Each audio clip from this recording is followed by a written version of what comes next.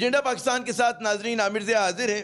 चले बकरीद भी गुजर गई और तवक्को यही कि अगले रोज़ से वो हमारी जो मामूल की धमा चौकड़ी है सियासत में वो दोबारा से शुरू हो जाएगी। अब बड़ा सवाल एक ये है कि जनाब हिज़्ब इख्तिलाफ की जमातें जो हैं वो हुकूमत मुखालफत में किस हद तक जाएंगी। क्या वो मौलाना फजल रहमान साहब का जो एक एजेंडा है उस पर अमल दरामद करेंगी, उसके उनके हस्ब मंशा जो है काम करेंगी, या वो मौलाना को दोबारा से दुख देंगी, दोबारा से मायूस करेंगी। असल बात है कि जी पाकिस्तान पीपल्स पार्टी और नून लीग क्या फ़ैसला करते हैं। अच्छा, अगर हम देखें तो जो मौलाना की उम्मीदें इत्तेहादियों से माजी में भी टूटी हैं और अब कयास आ रहा है ये लोग कह रहे हैं कि जी दोबारा से उम्मीदें टूटेंगी। उसकी वजह जो है वो समझ में आनी चाहिए। उसकी वजह ये कि जनाब अगर आप पार्लियामेंट की झलक देखें कि जो वहाँ पर पेशरफ्त हो रही है कि उसमें हुकूमत जो है जो कहते हैं ना ज़रूरी तरीन वो होती है कानून साजी होती है वो करवाने में कामयाब हो जाती है। अब इसमें सवाल ये पैदा होता है कि इसमें जो मजबूत रवैया क्या हिज़्ब इख्तिलाफ का है, क्या जो है हिकमत अमली जो है हुकूमत की बहुत कारआमद है, या इमरान खान साहब जो किस्मत के धनी हैं। तो ये भी एक बहुत बड़ा सवाल है। और ये मौज़ा जो है हर बार कैसे रूनुमा हो जाता है कि कैसी हुक्मरान इत्तेहाद की जिसको कौमी कहते हैं ना असम्बली में बड़ी कलील सी अक्सरियत हासिल और जो सेनेट के अंदर जो है आप देखेंगे अकलियत में, उसके बावजूद जो है वो जब अशद ज़रूरी कहते हैं कानून साजी होती है उसमें कामयाब हो जाती है। तो आज इन्हीं कुछ अहम मौज़ूआत पर बात करेंगे। हमारा साथ देंगे मोहतरम खुर्रम दस्तगीर खान साहब, पाकिस्तान मुस्लिम लीग नून के सीनियर रहनुमा हैं, साबिक़ वफाकी वज़ीर हैं और MNA हैं। हमारे दूसरे मेहमान जो हैं सेनेटर अनवारुल्लाह काकर साहब, हुक्मरान इत्तेहाद की नुमाइंदगी भी करेंगे और बलूचिस्तान अवामी पार्टी के ये कहते हैं ना बानी अरकान में से हैं। हर जो कहते हैं कौमी सतह के मामलात पर बड़ी गहरी नज़र रखते हैं। और हमारे तीसरे मेहमान जनाब आरिफ हमीद भट्टी साहब, किसी तारुफ के मोहताज नहीं, मारूफ जो हैं तजियाकार हैं, सीनियर सहाफ़ी हैं और उनका जो काम है सबसे मुश्किल है। इन्हें कहते हैं ना कि एक मुतवाज़िन जो है तबसरा करना है इन दो हुक्मरान इत्तेहाद और हिज़्ब इख्तिलाफ की जो गुफ्तगू होगी उसके दरमियान। तो मेरे ख्याल में भी दस्तगीर साहब ने भी हमें ज्वाइन नहीं किया है। अनवारुल्लाह काकर साहब, अगर आपसे बात शुरू करें कि सेनेट में आप लोग एक तारीख रखते हैं, खुदा आपका भला करे, कहते हैं ना हैरान कुन नताइज लाने की, क्या वजह है FATF के लिए जो कानून साजी हुई उसके लिए क्या पापड़ आप लोगों को पेलने पड़े, मुश्किल आसान करवाने के लिए कहाँ से दुआ करवाई आप लोगों ने? देखें, दवा और दुआ तो दोनों सियासत में कारआमद होते हैं, इस मरतबा भी कारआमद रही है। लेकिन जहाँ तक FATF का ताल्लुक़ था, मैं समझता हूँ कि ये रियासत पाकिस्तान के लिए इस कानून साजी की ज़रूरत थी, जो एक इंटरनेशनल मॉनिटरिंग मेकनिज़म है, फाइनेंशियल मेकनिज़म, और उसके तहत जो रिक्वायरमेंट है कि transfer of money from point A two point B वो लेजिटिमेट अंदाज में हो और उस टेरर फाइनेंसिंग में इस्तेमाल ना हो, ये पूरी दुनिया की एक ज़रूरत थी। और ये रियलाइजेशन मेरे ख़्याल में मौजूद थी हर जगह पे, हर सतह पे। तो थोड़ी बहुत मेरे ख़्याल में बारगेन करने की कोशिश की हिज़्ब इख्तिलाफ ने, लेकिन वो बारगेन चल नहीं सका। चल इसलिए नहीं सका कि उन्होंने लिंक करने की कोशिश की इसको कि NAP के जो रिफॉर्म करने हैं कवानीन में वो उनको उसके साथ जोड़ा जाए, और वो ये समझ रहे थे कि शायद प्राइम मिनिस्टर या state apparatus as a whole वो झुक जाएगा और इस वक्त they would succumb to that pressure. वो नहीं हुआ, और जब वो नहीं हुआ आपने फिर चश्मे फलक ने देखा, उन्होंने इस कानून साजी में हिस्सा भी लिया, सपोर्ट भी किया, और जूं जूं वक्त गुज़र रहा है Aamir, we are in the month of August, और इंशाल्लाह आने वाले मार्च में half of the Senate would retire and half of। अच्छा, ये बड़ा सवाल है कागर साहब, ये मैं दोबारा आपसे पूछूंगा अभी। तो जो सेनेट के बकौल आपके कि जी के ये लोग जो हैं हिज़्ब इख्तिलाफ जो है वो बारगेनिंग भी करना चाहती है और फिर सपोर्ट भी कर देती है। हमें खुर्रम दस्तगीर साहब ने ज्वाइन कर लिया है। खुर्रम साहब, बहुत शुक्रिया अपना कीमती वक्त देने का। बाज़ मैंने कहा शुरू करें कि सियासी मौजूदों की जगह पार्लिमानी मौजूदों से बात शुरू करते हैं कि तमाम तर तलखियों के बावजूद अक्सर हम देखते हैं कि जहाँ बहुत ज़रूरी किस्म की कानून साजी होती है उसमें हिज़्ब इख्तिलाफ जो है हुकूमत के साथ खड़ी हो जाती है। जो मजबूत रवैया है आप लोगों का, ये क्या हम इसको कहें कि ये सिर्फ मजबूत रवैया है कि कौमी अमूर के मामलों के ऊपर आप लोग खड़े हो जाते हैं, हुकूमत की हिकमत अमली है, किस तरह से आखिर अवामिल क्या है इस चीज़ के? क्योंकि काकर साहब की आपने गुफ्तगू सुनी, वो तो कह रहे थे कि जी कोई बारगेनिंग करना चाह रहे थे। जी आमिर साहब, आपका बहुत शुक्रिया। इन ये जो नेगोशिएशंस हुई हैं, अक्सर लोगों का ये ख्याल है कि ये बिल अचानक 20 जुलाई को पार्लियामान में ज़हूर पजीर हो गए। ऐसा नहीं है। ये जनवरी में जब FATF की मीटिंग हुई, उसके बाद फरवरी में ये 3 बिल हुकूमत ने एंटर किए थे, पार्लियामान में ले किए थे। 2 अलग-अलग बिल थे एंटी टेररिस्ट एक्ट में अमेंडमेंट के, और एक बिल था यूएन सिक्योरिटी काउंसिल से रिलेटेड।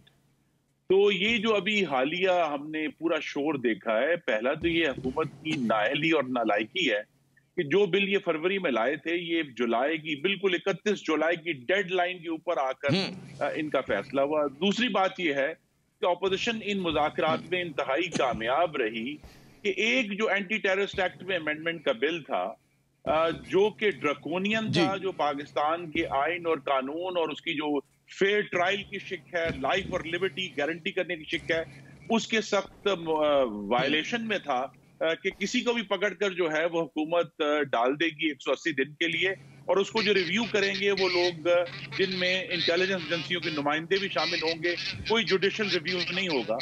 तो हमारे इस प्रोटेस्ट में वो बिल विड्रॉ हो गया और वो बिल जो है वो पार्लियामान में पास होने के लिए आया ही नहीं। तो जहां तो पाकिस्तान के अवाम के हकूक की लड़ाई थी वो हमने लड़ी और हम उसमें कामयाब रहे। ये जो 2 बिल हैं, इनमें हमारी माइनर अमेंडमेंट्स थी जो निगोशिएशन के दौरान एग्री हुई थी। जब वो कौमी असेंबली में एक दिन पहले आई और उनमें वो अमेंडमेंट शामिल नहीं थी, हमने उनको बहुत ही जोर से अपोज किया, जिसका नतीजा ये हुआ कि अगले दिन जब वो सेनेट में आई तो उनके अंदर वो तमाम तरामीम मौजूद थी जो अपोजिशन ने सजेस्ट की थी। तभी जो है वो सेनेट ऑफ पाकिस्तान में वो बिल पास हुए और फिर उसके चंद घंटे बाद कौमी असेंबली में भी पास हो गए। और इसमें कोई सराहत से मैं कहूंगा कि जहां पाकिस्तान की बैनुल-अक़वामी साख को बचाने की बात है, हम वो बिल पास करेंगे। जहां पाकिस्तानियों के आईनी और कानूनी हकूक बचाने की बात है, उसमें हम पूरे जोर से हुकूमत की मुखालफत करेंगे। मैं ये भी याद करा दूं आपके नाजरीन को कि जब इस हुकूमत ने नेशनल फाइनेंस कमीशन को तोड़ने मरोड़ने की कोशिश की, उसके TOR लिखने की इस तरह कोशिश की कि सूबों से वसाइल ले लिए जाएं, हमने उसकी मजामत की। मैं खुद बतौर पटिशनर इस्लामाबाद हाई कोर्ट में गया, और भी लोग बलूचिस्तान हाई कोर्ट में गए, और अल्लाह ताला ने हमें कामयाबी दी कि हमने हुकूमत को मजबूर किया कि उन्होंने नेशनल फाइनेंस कमीशन का जो नोटिफिकेशन था उनको दोबारा करना पड़ा सही आनी तरीके से, उसको वापस लिया। मजामत करेंगे। लेकिन जहां पाकिस्तान का मफाद है, जैसे FATF में था, अगले महीने अब सितंबर में उसकी अगला इजलास होना है, उससे पहले अगर पाकिस्तान ऐसे कवानीन बनाता है जिससे हमें बैनुल-अक़वामी तौर पर आसानी हासिल होती है, तो हम ये करेंगे। लेकिन हुकूमत की जहां भी ये जो असॉल्ट है पाकिस्तान के आइन के ऊपर, उसके खिलाफ हम खड़े रहेंगे और मजबूत दिफा करेंगे, उसकी इजाजत नहीं देंगे। अच्छा भट्टी साहब, मज़ेदार बात ये कि दोनों जो फरीक हैं उनके लिए एक विन विन सिचुएशन है। हुकूमत भी इस कहते हैं ना सेलिब्रेट कर रही है। आपने इनकी खुर्रम दस्तगीर साहब की भी गुफ्तगू सुनी, किस तरह से देखते हैं बज़ाहिर नामुमकिन मुमकिन कैसे हो जाता है। और ये जो मजबूत रवैया सिर्फ इतना ही हिज़्ब इख्तिलाफ का कि जहाँ कौमी अहमियत के मामलात हैं वो खड़े हो जाते हैं अपने ज़मीर के मुताबिक। जी भट्टी साहब। बिस्मिल्लाहिर्रहमानिर्रहीम। एक तो आमिर साहब आपका शुक्रिया। मेरी और आपकी पोजीशन है, ये दोनों हमारे काबिल तलाम पॉलिटिशियन है, इन्होंने अपनी अपनी पार्टी को डिफेंड करना है, लेकिन बदकिस्मती है हमें अवाम की बात करनी होती है। किसी एक पार्टी के लिए हम पार्टी नहीं बन सकते। डू यू थिंक दुरुस्त कि ये वाकई ही मुल्की मफाद, बसीतर मफाद के लिए किया गया है? आपके वज़ीर आज़म को वोट पड़ते हैं 100 कुछ, आर्मी चीफ की एक्सटेंशन में पड़ते हैं आपको 300 कुछ। क्या बच्चों वाली बात है? मैं कोई दूध पीता बच्चा हूं, मैं खिलौनों से खेलता हूं। FATF पास होना ही होना था। उससे पहले जिस दिन ये 20 को पास हुआ, 18 को दोनों पॉलिटिकल पार्टियां, पीपल्स पार्टी और नून लीग के कुछ लोगों की मुलाकातें हुई और उन्होंने कहा अच्छे बुजुर्ग जिद नहीं करते, ये बिल पास होना है। उस दिन का प्रोग्राम मैं रिकॉर्डिंग आपको भेज दूंगा। अगर खुर्रम दस्तगीर साहब गुस्ताखी समझेंगे तो जो इनके वफूद में शामिल थे उन साहिबान के नाम और लोकेशन दोनों सेंड कर दूंगा कि कहाँ मिले जाके। तो ये तो बात आपस में नहीं है, दोनों एक दूसरे को देखना नहीं चाहते। लेकिन इन इशुओं पे अदरवाइज कानून साजी देखें हुई कौन कौन सी है। सारे सब कुछ तो आप ऑर्डिनेंस से चला रहे हैं, कानून साजी वही हुई है जो जिन्होंने करानी थी। और वो कहते नहीं है ये होगी, वो कहते हैं ये करके बताओ। तो वो बताया गया कि जनाब तमीले हुक्म, तमीले हुक्म, तमीले हुक्म।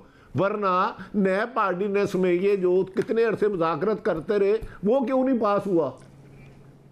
वो तो अपोजिशन पीपल्स पार्टी। तो भट्टी साहब लेकिन ये तो बड़ी तो बाकी जो उन्होंने जिस भट्टी साहब ये मस्बत ये मस्बत बात नहीं कि कम से कम एक जो है पॉइंट ऑफ कम से कम कंसेंसस हो जाते हैं कहीं ना कहीं पे, ये तो अच्छी बात है। सियासत में कहीं इत्तेफाक राय अगर हो रहा हो जी, नहीं ये बहुत अच्छी बात है अगर अपनी मर्जी से रजामंदी से की जाए, मुल्की मफाद के लिए की जाए, उसके लिए कोई बार्गेनिंग ना की जाए, वाकई अच्छी बात है। हमसे ज्यादा ये पाकिस्तानी है और हमसे ज्यादा बेवतन है ये। लेकिन जिन्होंने कह रहे हैं जो 180 दिन की जिम्मेदारियां भी बहुत हैं, जो 180 दिन के लिए ले जाते हैं वो पूछ के नहीं ले जाते, वो पूछ के नहीं ले जाते, मुझे इजाजत ले जाना होगा ले जाएंगे, वो बात छोड़ दे। आपने दिलचस्प कमेंट किया भट्टी साहब, मैं चाहूंगा खुरम दस्तगीर साहब मैं आपकी तरफ आता हूं कि एक तो ये जो कमेंट किया है भट्टी साहब ने, इसको जरा साहब रिस्पॉन्ड कीजिएगा। और दूसरा मेरा सवाल आपसे कि जी FATF जो है हमारे नाज़रीन को समझाइए इतना ज़रूरी क्यों है हमारे लिए। मतलब है कि ये जो कानून साजी थी, कुछ अब कागर साहब ने भी इस पर प्रोग्राम के शुरू में रोशनी डाली, बाज़ लोगों का ख्याल है कि हम ज़रूरत से ज़्यादा जो है पॉइंट्स कंसीड कर रहे हैं, जो मगरबी की तरफ से ना, मगरब की तरफ से जो मुतालबात आ रहे हैं हम सारे के सारे माने जा रहे हैं, और उसमें जो है हम अपने लिए जो है मतलब है कि मुश्किलात पैदा कर रहे हैं किसी न किसी हवाले से। आप किस तरह से देखते हैं क्यों इतना ज़रूरी है, क्यों हम लोग इतने हसास इस मामले के ऊपर? जी हम इसलिए हसास हैं कि ये हुकूमत बिल्कुल नाअहल और नालायक है और इस काबिल नहीं है कि ये बैनुल-अक़वामी इदारों से निगोशिएट कर सके। इन्होंने IMF का मुआहिदा भी बहुत ही पाकिस्तान के मफादात को, मैं बेचना तो लफ्ज़ स्ट्रॉन्ग है लेकिन उसको पसे पुश डालकर किया, और इस तरीके से किया कि पहली दफा IMF के एग्रीमेंट में मनी लॉन्ड्रिंग की शिक आ गई, शर्तें आ गई जो कि पहले कभी नहीं आई। दूसरा इशू ये है जिसमें मैंने कहा कि अगर ये हुकूमत संजीदा होती तो ये मामलात फरवरी में हल हो जाते, जब इन्होंने ये 3 FATF रिलेटेड बिल्स जो हैं ये पार्लियामान में पेश किए थे। और ये जो कंफ्यूजन इसलिए हुआ कि एंटी टेररिस्ट एक्ट में अमेंडमेंट के 2 बिल थे, एक तो UNSC से रिलेटेड था जो पास भी हो गया, दूसरा जो एक कोशिश थी आइन के ऊपर हमला करने की और सारी ऑपोजिशन को बगैर किसी ड्यू प्रोसेस के अंदर धरने की, हमने उसकी मजामत की और हम उसमें कामयाब रहे कि वो बिल जो है it hasn't seen the light of day. वो पार्लियामान में पेश हुआ था फरवरी में, लेकिन अब वो विड्रॉ हो चुका है, वो नहीं सामने आएगा। दूसरा ये है कि FATF जो है यहां भी वही IMF वाला मामला इस हुकूमत ने किया है। मैं आपके नाजरीन को याद कराना चाहता हूं कि 2013 में जब मुस्लिम लीग नून की हुकूमत आई तो हम FATF की बदतरीन लिस्ट यानी ब्लैक की कैटेगरी में थे। मुस्लिम लीग नून ने बगैर शोर डाले, बगैर कोई हंगामी कानून साजी किए, पहले हमें 2014 में उसको ग्रे लिस्ट में लेकर आए और फिर 2015 में जो सबसे बेहतर कैटेगरी है FATF की वो व्हाइट लिस्ट में लेकर आए। तो जब अगर हुकूमतें जो हैं वो केपेबल और मैनेज करती हैं मामलात को तो किसी को पता भी नहीं चलता और पाकिस्तान ब्लैक से ग्रे और ग्रे से व्हाइट हो जाता है। यहाँ एक ऐसी हुकूमत है जो ना सिर्फ इंतजामी तौर पर मुआशी पॉलिसी में बल्कि पार्लियामान और सियासी और जमहूरी हवाले से भी मुकम्मल तौर पर नाअहल है। और इनका वाहिद काम ये है कि ये इल्जाम लगाएं, और ये अब रिकॉर्ड क्लियर है कि ये इल्जाम गर हैं, ये चारागर नहीं है। FATF का भी यही मामला है कि जब 2 दिन रह गए इतना बड़ा इमरजेंसी हुआ, हालांकि कोई इसकी जरूरत नहीं थी, ये रूटीन की कानून साजी थी UNSC की और उससे रिलेटेड जो एक उसका अक्स आना था एंटी टेररिस्ट एक्ट में अमेंडमेंट का, ये आराम से हो जाना था। लेकिन यहाँ इसके लिए फिर बहुत बड़ी निगोशिएशंस भी हुई। मैं भट्टी साहब के सारी बातों से एग्री नहीं करता, लेकिन कुछ बातों से जो है उनमें हकीकत जरूर मौजूद है कि बहरहाल ये हुकूमत इस कदर नाअहल है कि इनकी इस इतनी गहरी सियासी नाकामी है कि इनको ऑपोजिशन के सामने बैठाने के लिए भी किसी और तरीके को इस्तेमाल किया गया। जनाब अनवारुल्लाह कागर साहब, जो मज़ेदार बात है वो ये कि जी लास्ट मिनट पे काम होता है, जबकि जैसा कि अभी बताया तो खुरम दस्तगीर साहब के जी फरवरी से मामला शुरू हुए थे, तो ये तो बताइए हमेशा देर क्यों हो जाती है। दूसरा ये सवाल कि जी UNSC की अगर बात करें कि जो यूनाइटेड नेशन सिक्योरिटी काउंसिल के हवाले से जो बिल मंजूर हुआ कि अगर वो किसी पाकिस्तानी फ़र्द या इदारे को कहे कि जी दहशतगर्द है उसके खिलाफ कार्रवाई की जाए, तो किस बात की गारंटी कैसे हम लेंगे कि जी मुनसिफाना वो जो है फरमाइश की जा रही है। क्योंकि हमने माजी में देखा कि बैनुल-अक़वामी जो तंजीमें हैं और इदारे हैं उन्होंने कई मरतबा जो है ज़्यादतियाँ भी की हैं और इतने मुनसिफाना फैसले नहीं हुए। तो कैसे श्योरिटी करेंगे इस चीज़ की कि जो UNSC की तरफ से फरमाइश आएगी वो दुरुस्त होगी। जी देखिए, एक तो मैं आपको ये चीज़ क्लियर कर दूं कि हमारे मोहतरम दोस्त खुर्रम दस्तगीर साहब इन तमाम अपोजिशन की मेनली आजकल नैरेटिव में जो है ना गुस्सा ज़्यादा है, फ्रस्ट्रेशन ज़्यादा है। अच्छा, इन्होंने रिपीटेटिव एक लाइन ली हुई है, ये हुकूमत नाअहल है, इनकॉम्पिटेंट है, विदाउट एक्सप्लेनिंग कि इनकॉम्पिटेंसी क्या है। ये हम यहाँ ये मुल्क जहाँ तक पहुँचा है, इसमें 1985 से खुर्रम दस्तगीर और उनकी पार्टी और उनके जो रहनुमा और बाकी पार्टियां जो हैं, इनके नतीजे में हम यहाँ तक पहुँचे हैं। 4 महीने या 6 महीने की कानून साजी कम करने की वजह बुनियादी तौर पे ये है कि पार्लियामान में, खुसूसी तौर पे सेनेट में हमारे पास मेजॉरिटी नहीं है, जिसकी वजह से आपको मैनूवरिंग करनी पड़ती है। इसमें नालायकी नहीं है, पार्लियामेंट्री रियलिटी है।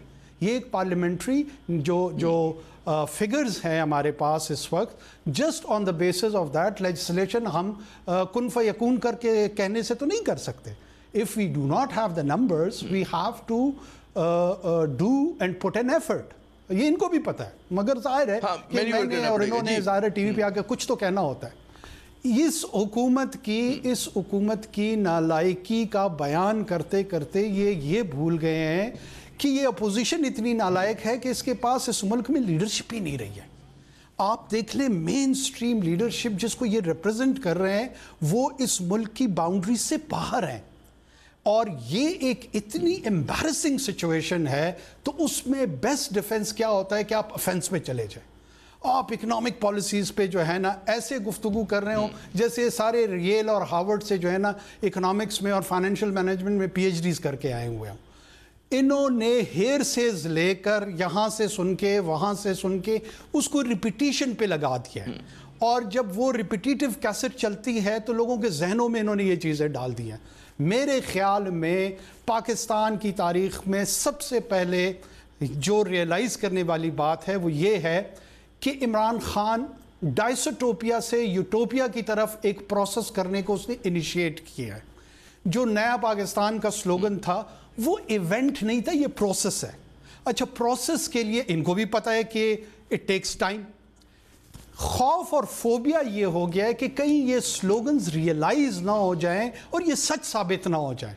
और अगर ये सच साबित हो गई, लेट से 40% हो गई, 50% हो गई, तो इनकी एक्चुअल करप्शन और नालायकी है वो तो 100% आया हो जाएगी, एक्सपोज हो जाएगी। उस खौफ ने इनको ये फॉल्स नैरेटिव अरे ये जो जनरेट करने पे मजबूर मतलब है, जो जुमलेबाजी।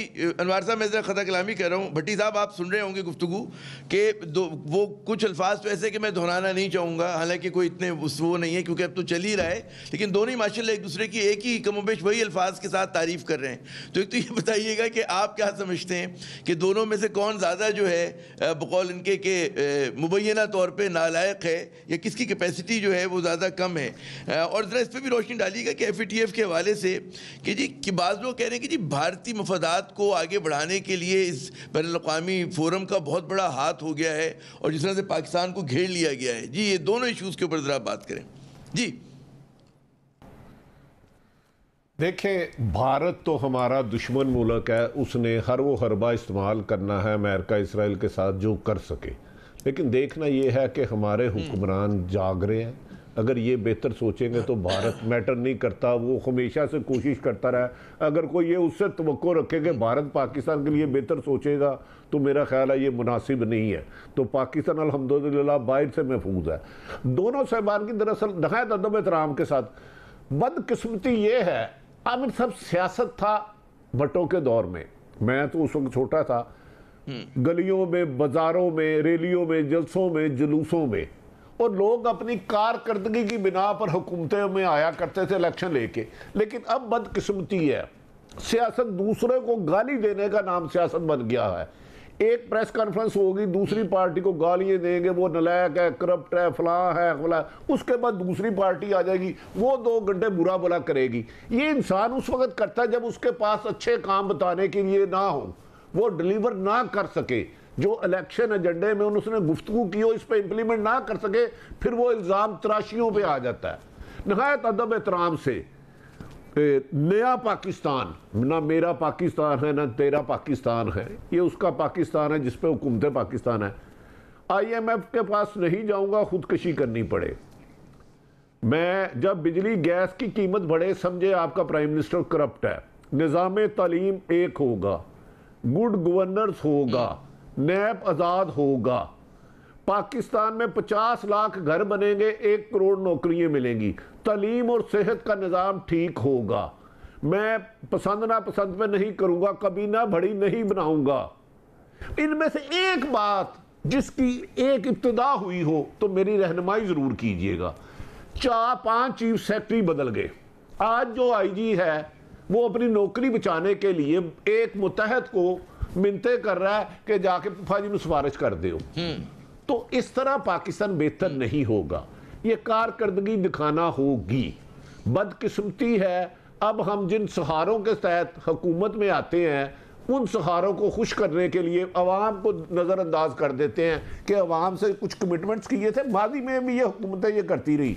इसको सारा ब्लेम देना मौजूदा हुकूमत को नाइंसाफ़ी होगा। 30 साल दोनों जमातें कमो बेशतर हुकूमत करती रही, लेकिन अवाम के हाथ कुछ नहीं आया। गरीब गरीब तर हुआ, अमीर अमीर तर हुआ, करप्शन का रेट ज़्यादा बढ़ा, अवाम बेचारी बुनियादी हुकूक तालीम, सेहत, रोजगार और इंसाफ जो है वो दर फिर रही है। जितना 18 में थी वो अब कैनवस को आपने खोल दिया। मुझे अगर आप इजाजत दें, मुझे कहा यह जा रहा है कि जी वक्फा बड़ा जरूरी है, तो एक वक्फा ले लेते हैं। वक्फे के बाद जब दोबारा आएंगे तो कौन सा वादा पूरा हुआ इस पर भी बात करेंगे हुकूमत की जानिब से, और इस पर इख्तिलाफ जो है उसके आदाब जो है वो क्या है आखिर। और बड़ी जमातें जो है नून लीग और पाकिस्तान पीपल्स पार्टी किस हद तक कमिटेड है मौलाना फजल रहमान साहब के साथ, इस पर भी बात करेंगे। हमारे साथ रहिएगा।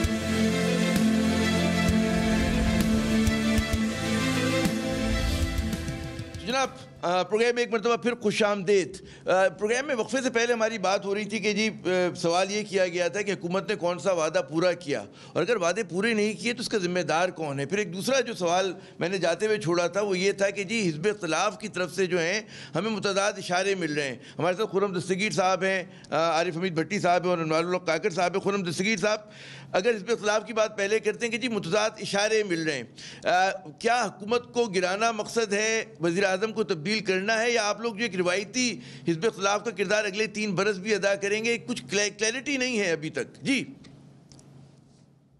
सबसे पहले तो इस हुकूमत की नालायकी की एक लंबी दास्तान है। जिस हुकूमत की नाक के नीचे से बकौल वजीर फूड सिक्योरिटी 60 लाख टन गंदम गायब हो जाए, वो ये कहे मुझे नहीं मालूम वो गंदम कहां गई, उसे आप नालायक और नायल नहीं कहेंगे तो क्या कहेंगे? जो हुकूमत 2 सालों में भी मुस्लिम लीग नून के आखिरी साल से ज्यादा टैक्स इकट्ठा ना कर पाए, उसे आप नाहल और नालायक नहीं कहेंगे तो क्या कहेंगे?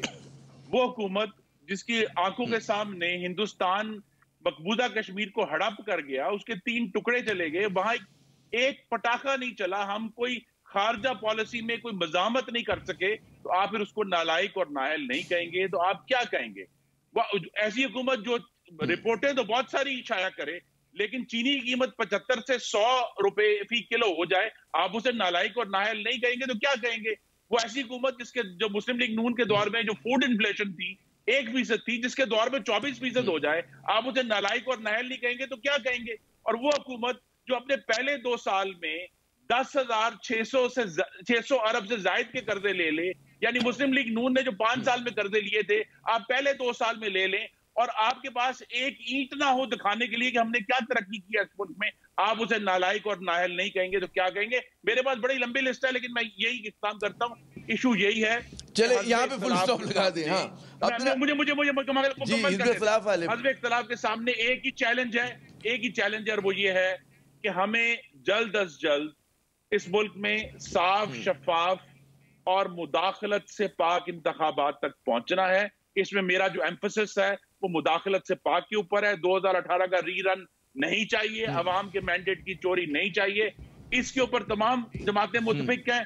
दूसरा जो पॉइंट है वो तमाम जमातें मुतफिक है कि NFC अवार्ड में और 18वीं तरमीम में हम कोई तब्दीली नहीं होने देंगे, और इसी बुनियाद पर हम आगे चल रहे हैं और इस हुकूमत की मजामत कर रहे हैं इशू जिसकी तरफ भट्टी साहब ने शुरू में इशारा किया कि वो लोग जो इनको लेकर आए हैं वही मुदाखलत से पाक इंतखाबात की राह में रुकावट है। उस कौमी अंडरस्टैंडिंग तक हमें कैसे पहुंचना है कि अवाम की राय को बगैर इंटरफेयर किए बैलेट बॉक्स पे जाहिर होने दिया जाए, यही ऑपोजिशन का मतमा नजर है। अवाम फिर जिस मर्जी को इलेक्ट करें वो गवर्नमेंट लेजिटिमेट होगी। आज की हुकूमत लेजिटिमेट नहीं है और कठपुतली है। अच्छा, मुझे दस्तगीर साहब मैं आपसे ही पूछूंगा, आपने दूसरी मरतबा तस्करा किया एनएफसी का भी और 18वीं तरमीम का भी। अब अगर इन दोनों चीज़ों में जो हमने थोड़ा बहुत पढ़ा, मतलब आप लोग तो खैर माशाल्लाह एक्सपर्ट हैं, तो 18वीं तरमीम में कमज़ोरियां हैं बहुत सारी, उसको बेहतर करना बहुत ज़रूरी है। एनएफसी के हवाले से कहा जाता है कि जी उसने डिस्टॉर्शन पैदा कर दी और अब बजट मेकिंग पाकिस्तान में बहुत मुश्किल हो गई है।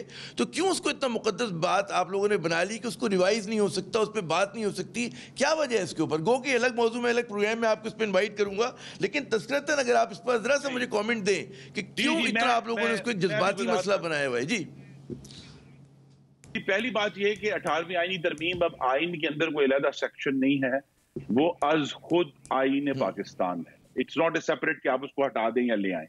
दूसरा इशू ये है, हाँ, 100 से ज्यादा आपने उसमें तरमीम कर दी है। बिल्कुल जी, सिर्फ उस पर गुफ्तगू की है।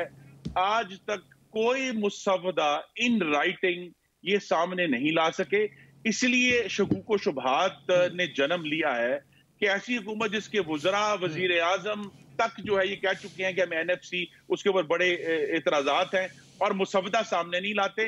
दूसरा, जो एनएफसी का नोटिफिकेशन जो 12 मई को हुआ था, जिसको अल्लाह ताला ने मुझे ये हिम्मत दी कि हमने उसको पहले खत्म करवाया और अब नया नोटिफिकेशन करवाया, उसके अंदर वाज़े क्लियर था कि सूबों के वसाइल ये कम करना चाहते हैं।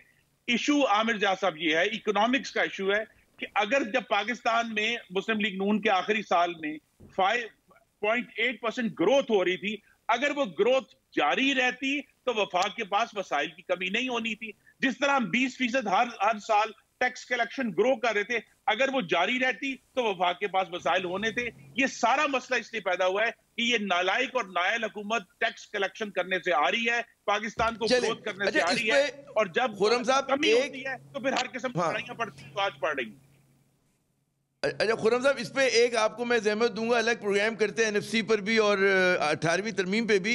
काकर साहब बड़ी तफसील से उन्होंने गिनवाए जो नाकामियां हैं हुकूमत की, तो ज़रा उस पर कुछ अगर आप जवाब बिल्कुल देने का हक रखते हैं, कोई इस पर जवाब भी दीजिएगा। जी देखिए जी, हुकूमत ने अभी तक किया क्या है, 2-3 बातें मैं आपके सामने रख दूं। हुकूमत ने हेल्थ के हवाले से हेल्थ कार्ड इंट्रोड्यूस किया है, जिससे एक आम आदमी को एक्सेस होगा कहीं पर भी, पब्लिक प्राइवेट पार्टनरशिप में प्राइवेट पार्टीज़ भी आएंगी और बेहतरीन जो हेल्थ फैसिलिटीज़ हैं उसमें उनको एक्सेस होगा। चूँकि ये पहली मरतबा प्रो पीपल अप्रोच है, इसलिए ये आम आदमी को ये एक्सेस हासिल है। ये एलीट जो है, एक जुमले की मुझे इजाजत दें, एक जुमले की इजाजत दें कहने की, काकर साहब एक जुमला मुझे कहने की इजाजत है, फिर अपना जवाब जारी रखिएगा कि लोगों को ये शिकायत नहीं कि आपने किया क्या, शिकायत इस पर है जो नहीं कर सके, उस पर सवालिया निशान खड़े हो रहे हैं। जी मैं नहीं पहले भट्टी साहब ने कहा कि कुछ चीजें बताएं, मैं वो गोशगुजार कर रहा हूं, जो कि एक बहुत मुस्बत स्टेप है, उसको अप्रिशिएट करना चाहिए, उसका असर नहीं दिखाई दे रहा। पाकिस्तान में पहली मरतबा आपने एक नेशनल करिकुलम के साथ इनिशिएटिव लिया है। मैं शफकत महमूद साहब को इसका क्रेडिट दूंगा कि उन्होंने बड़ी रिगरस किस्म की एक्सरसाइज की है। वो मदारिस के लोगों से मिले हैं, वो पब्लिक स्कूल के लोगों से मिले हैं और उन्होंने चारों सूबों के साथ इंगेज होके एक कंसेंसस डेवलप करने की कोशिश की है और national curriculum almost final shape में पहुंच चुका है। ये इस हुकूमत की बहुत बड़ी कामयाबी है। ये नेशनल इंटीग्रेशन में एक इंतहाई अहम चीज़ है। चूँकि ये हुकूमत किसी जाग पंजाबी जाग या सिंधी कार्ड या बलूचिस्तान कार्ड या पुख्तून कार्ड पे यकीन नहीं रखती है और नेशनल बिल्डिंग प्रोजेक्ट को बड़ी संजीदगी से लेती है, इसलिए मैं समझता हूँ कि ये प्रायोरिटी पर आया। इस हुकूमत ने फॉर द फर्स्ट टाइम ये जो IMF के ताने, रेवेन्यू जनरेशन के ताने हैं, इन तमाम अरस्तुओं को 90 की दिहाई में, 2000 की दिहाई में ये नहीं पता लगा कि जो पावर जनरेशन करनी है ये इंतहाई महंगे दामों पे जब आप करेंगे, इसका जो सर्कुलर डेट होगा, इससे जो हमारे ऊपर कर्जे चढ़ेंगे, इससे आप फाइनेंशियल वेस्टर्न इंस्टीट्यूशंस पे भी डिपेंडेंट होंगे, आप IMF पे भी कासा सामने उनके रखेंगे। लेकिन चूंकि इनके जहनों में ये था कि आम आदमी का खून चूस चूस के इनडायरेक्ट टैक्सेशन से जो आएगा देते जाएंगे, इनका कभी पैशन पीपल रहा ही नहीं है। अगर इनका पैशन लोग होते तो क्या एवनफील्ड में रिहाइश होती, क्या सरे में रिहाइश होती, ये यहीं कहीं आपके मेरे महलों में रिहाइश पजीर होते। लेकिन चूंकि इनकी ड्वेलिंग की जो चॉइसेस है वो रिफ्लेक्ट करती है इनके पॉलिटिकल कैरेक्टर को। जब आप इतनी महंगी बिजली इसलिए अहम है कि उससे आपकी इंडस्ट्रियलाइजेशन पे असर पड़ता है, उससे आपकी इन्फ्लेशन पे असर पड़ता है, उससे आपकी जॉब एम्प्लॉयमेंट पे असर पड़ता है, तमाम चीजों पे असर पड़ता है। कॉस्ट ऑफ डूइंग बिजनेस पे पड़ता है। लेना देना थी क्या इनको समझ नहीं थी तो सही। First time cost of first time hydel electricity पे डैम्स कंस्ट्रक्शन की तरफ यही सीपैक था। यहां पे इन्होंने कोयले से बिजली पैदा करने की क्यों इनिशिएटिव लिए, क्यों बना रहे थे? प्रोजेक्ट्स तो हमारे तरफ से सजेस्ट होने थे, चाइनीज की तरफ से तो नहीं होने थे। किसी ने ये जहमत की कि इंडस बेसिन पे रहने वाले 22 करोड़ लोग जो दरियाए सिंध के आसपास रिहाइश पजीर हैं, इन 22 करोड़ लोगों में पिछले 22 सालों में 1 मेगावाट भी हाइडल इलेक्ट्रिसिटी का जनरेट नहीं किया। यहां पे बातें करना बहुत आसान है, लेकिन जब आप डिसीजन मेकिंग में थे, चले आपका नुक्ता नजर आ गया। जब काकर साहब मुझे जरा सा जा रहे थे, एक मिनट, जब शायद खाकान अब्बास साहब जा रहे थे, उन्होंने कहा कि हम जिस हालत में ये हुकूमत छोड़ के जा रहे हैं, कोई भी अगर आए तो शायद वो 6 महीने भी ये हुकूमत ना चला सके। तो ये तो मेरे ख्याल में एक कमिटमेंट थी। अनवर साहब आपका पॉइंट आ गया। मैं चाहूंगा खुरम साहब के पास जाने से पहले, खुरम दस्तगीर साहब, मुझे पता है आपको जवाब देना है, लेकिन मैं एक जो है हमारे भट्टी साहब बड़ा मुस्कुरा रहे हैं और मेरे ख्याल में इनके पास भी कमेंट है। भट्टी साहब एक हुक्मरान इत्तेहाद से ताल्लुक़ रखने वाले रहनुमा ने बड़ा मज़े का अच्छा जुमला मुझे सुनाया। उन्होंने कहा जी हुकूमत जो है ये ज़रा कमज़ोर है, लेकिन हमारे वज़ीर आज़म जो है बहुत ही मजबूत हैं। तो क्या ये मफरूज़ा है, हकीकत है? किस तरह से देखते हैं आप अब इस तमाम गुफ्तगू की रोशनी में, अगर आप बयान करें कि हुकूमत कमज़ोर है, वज़ीर आज़म मजबूत हैं? जी आमिर साहब, गुजारिश है, नवाबजादा नसरुल्लाह खां अल्लाह बख्शे फौत हो गए हैं। वो हमें अक्सर कहा करते थे, मैं जाके कभी गप करता था उनसे, कहते थे बाद बातों में जो समझ ना आए सुनता जा शर्माता जा। वो सारी बातें हैं कि मुझे समझ ही नहीं आई मैं किस किस का जवाब दूं। कि एजुकेशन एक किया गया लाहौर में, एक नर्सरी स्कूल है जिसकी 46,000 रुपये पर मंथ उसकी फीस है। पाकिस्तान में कितने % ये स्कूल होंगे? सेंट्रल मॉडल स्कूल, मेरी लाहौर की पैदाइश है, जरा मुझे 1 मिनट दे दीजिएगा। ख्वाब होता था, आज जो ग्रेड 22 के अफसर है ना, या बड़े पॉलिटिशियन है, सारे वहां से पढ़े हैं, उसे भूत बगले से भी खौफनाक बना दिया गया है। मेयो अस्पताल में PIC में आज एक पेशेंट भेजा, उसको एंजियोग्राफी की 2 साल बाद की डेट मिली। ये तो आपका निज़ाम बहुत बेहतर हो गया है, इसकी तारीफ ना करना तो जुल्म होगा जो मैंने तारीफ कर दी। अब मेरे भाई खुरम दस्तगीर साहब ने भी बहुत अच्छी बातें की, वाकई ही ये कह रहे हैं मुदाहरत से पाक होना चाहिए। मेरे पास अभी 2084 की एक तस्वीर है जिसमें नवाज शरीफ साहब आगे चल रहे हैं, जियाउल हक साहब नवाज शरीफ 4वीं 5वीं रो पे है, रेफरेंडम की, जियाउल हक के रेफरेंडम की, वो पाक मुदाहरत से पाक था। मैं उसकी तस्वीर भेज रहा हूँ, वो काइंडली चला दीजिएगा। हाँ, 85 के इलेक्शन बहुत शफाफ थे, गैर जमाती थे, छांगा मांगा हुआ, सहाफियों को लिफाफे मिले, अरबों खरबों रुपए का काम शुरू हुआ, इसमें भी कोई शक नहीं है। उसके बाद चले आ जाते हैं, 2 पार्टियां बाहर मुल्क से चले जाती हैं, वो डील करके आती हैं जनरल परवेज कियानी के साथ कि अचानक बेनज़ीर शहीद हो जाती हैं, डील चेंज हो जाती है। सिंध और वफाक पीपल्स पार्टी को दे दिया जाता है 8 में, और यही एग्रीमेंट होता है कि 13 में पंजाब को और मुस्लिम लीग नून को वफाक और पंजाब दे दिया जाएगा। क्या ये इलेक्शन पाक थे? क्या ये इलेक्शन शफाफ थे? क्या ज़ियाउल हक का रेफरेंडम सवालिया निशान है। हाँ, बिल्कुल। ये है जब एस्टेब्लिशमेंट मुझे गोद में ले ले तो अच्छी है, जब वो दूसरे को गोद में ले तो वो गलत है। इस तरह नहीं होता इंसाफ। ये हो नहीं सकता कि एक काम मैं कहूं कि नवाज शरीफ साहब के लिए गलत है, जरदारी के लिए गलत है और इमरान खान के लिए ठीक है, ये जुल्म होगा। तो इमरान खान ने भी वो नाअहली की मिसालें कायम की हैं कि एक हिस्ट्री बताएगी। मैं उन्हें 25 सालों से गलती से जानता हूँ और मुझे एक एक लफ्ज़ याद है जो उन्होंने कहा हुआ था।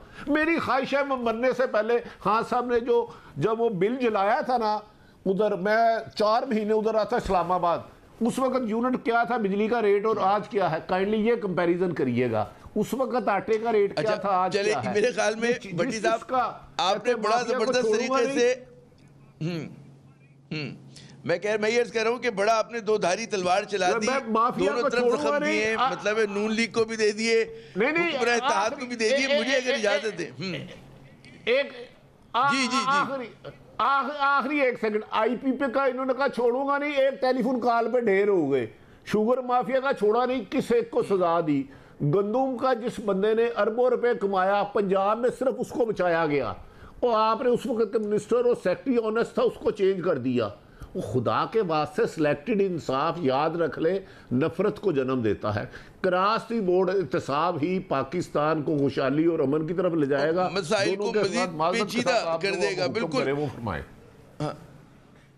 अच्छा, अब खुर्रम दस्तगीर साहब, बात ये कि ये जो आपने इससे पहले जब जवाब आप दे रहे थे कि जी हिज़्ब इख्तिलाफ की क्या ख्वाहिशात है, क्या उसके अहदाफ हैं, उस पर आपने कहा जी नए इंतखाबात मुदाखलत से कहते हैं बिल्कुल पाक इंतखाबात होने चाहिए। कुछ उस पर कहते हैं ना तारीख़ी एतबार से भट्टी साहब ने भी रोशनी डाली। तो हमारे हर हुकूमत जो है वो मुतनाज़ा हालात में आई है, हर इलेक्शन पर हमारे सवालिया निशान खड़ा हुआ है। तो क्या हर जगह जी PTI हुकूमत और ये भी जो है अपने 5 साल पूरे ना कर ले, क्योंकि आप याद करें 2008 से 13 तक पीपल्स पार्टी पे क्या क्या इल्ज़ामात लग रहे थे, लेकिन उसने अपनी मुद्दत पूरी की। इसी तरह नून लीग के साथ हुआ।